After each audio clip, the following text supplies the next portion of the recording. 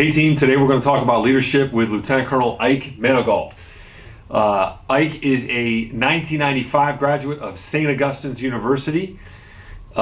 He's a chemical officer, so he's in the chemical branch, and he commanded 83rd Seaburn Battalion or 83rd Chemical Battalion down in Fort Stewart. He spent a lot of time in the Middle East, Iraq, Egypt, Bahrain, Kuwait. A lot of time overseas, leading America's finest. And then Ike is married. His wife is Hillary. He's got 3 great kids, and they're a great Army family. So, Ike, you commanded a battalion at Fort Stewart. You had a lot of lieutenants during that time. What was kind of the number one thing you were really looking for, or you expected from your lieutenants? I think the number one thing I expected was ownership. Them taking ownership, understanding what ownership meant.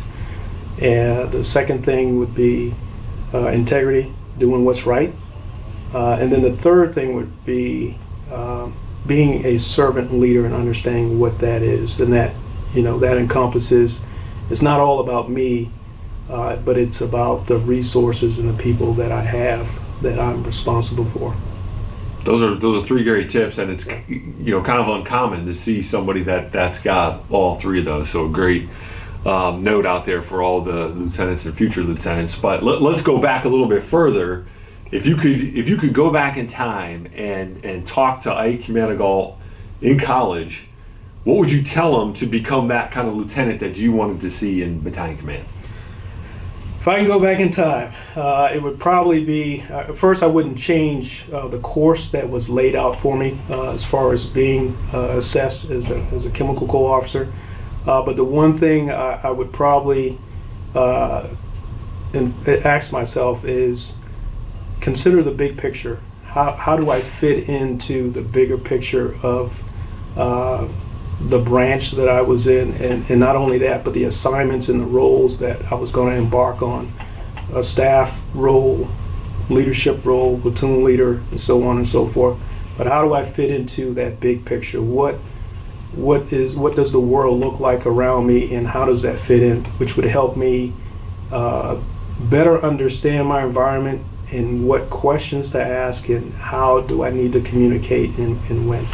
Yeah, I was terrible at that as a cadet.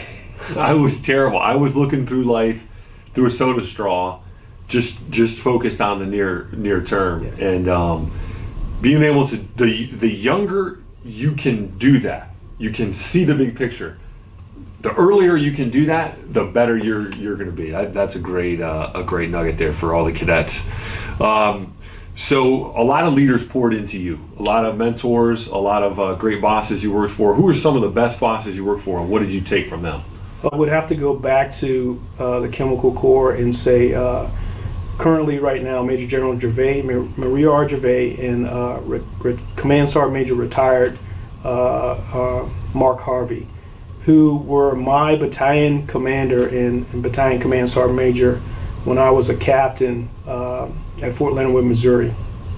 And they really led by example, and they showed me, hey, in the midst of bad times, always do the right thing. And they not only said that, but I watched them command and lead that battalion in that fashion. So I think they had the biggest impact on my decision to remain in the Chemical Corps, but to just continue on to serve and to give back to those that are coming, that came up behind me or that are coming behind me. It's interesting, Ike, you're the first person that mentioned a command team when we talked about the best leaders. So it really is that, we learn a ton when we get a commander and a sergeant major that are on the same sheet of music, that are really leading that battalion with integrity. So that's a great image, and that's what we all want to have with our command teams, whether it's PL platoon sergeant or brigade commander, brigade CSM. So that's a thanks for that image.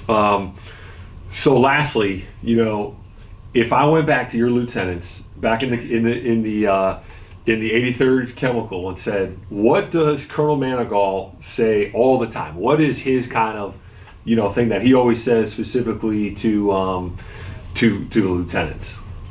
I think the one thing you'll hear, or you'll probably hear many things, but the one thing you'll probably hear is that character matters. As a leader, not only as a leader but as an individual, character matters. That sets the tone for everything that you do, every position, every assignment, every task that you do. Your character really matters. Your personality matters. It sets the tone for the climate and the culture that you're going to establish at whatever level that you're going to serve as a leader. Those are good. Is there anything else for chemical specific, for chemical lieutenants you would put out there? I think as a chemical officer, you have the opportunity to be exposed to a wide range within the Army, within the combat arms, because you're going to be assigned to combat arms units, and you're going to be assigned to seaborne or chemical units. And so your exposure and the assignments that you do throughout your career in those positions really prepare you as you advance through your career. Your last assignment prepares you for the next.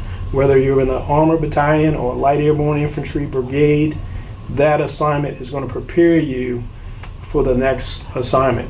And that was the biggest lesson learned for me. And not only that, but the relationships that you form, the relationships matter. The relationships that you form in those assignments with senior leaders, with your peers, with your subordinates, makes a big difference, because you will see them again in your next assignment, in the next assignment, in the next assignment.